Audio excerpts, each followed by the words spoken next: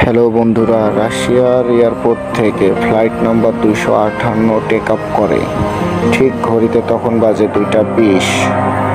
তার কয়েক ঘন্টা পরেই বঙ্গোপসাগরের উপর দিয়ে পাড়ি দিচ্ছিল এই ফ্লাইটটা, কিন্তু হঠাৎ চারিদিকে অন্ধকার হয়ে আসে এবং বিজলি চমকানো শুরু করে দেয়, যা দেখে প্লেনের ভেতরে থাকা যাত্রীগুলো ভয়ে আতঙ্কিত হয়ে যায়।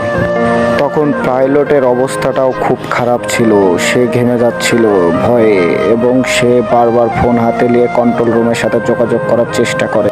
পাইলট চেষ্টায় ব্যর্থ হয় এবং প্লেনের পিছনে আগুন ধরে যায়, যা দেখে যাত্রীরা আরও ভয়ে কান্না শুরু করে দেয়। প্লেনটি নিচের দিকে নামতে থাকে, আর ঠিক সেই সময় কন্ট্রোল রুম থেকে একজন মহিলা ফ্লাইট নাম্বার 258 পাইলটের সাথে যোগাযোগ করার অনেক চেষ্টা করেন।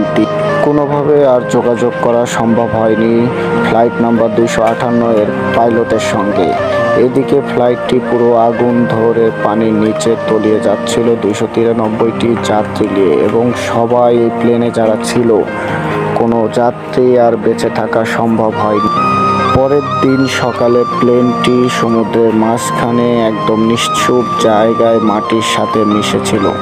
সমুদ্রের গভীরে এই প্লেনটি এইভাবে এই অবস্থায় ছিল, আর এই প্লেনটির ভিতরে হয়তো ছিল অনেক মানুষ যারা আর্তনাদ করেছে বাঁচার জন্য, কিন্তু বাঁচতে পারে না। সেই দিন সন্ধ্যার দিকে উদ্ধার বাহিনী সেখানে হেলিকপ্টার নিয়ে যায় এবং উদ্ধার কাজ শুরু করে দেয়।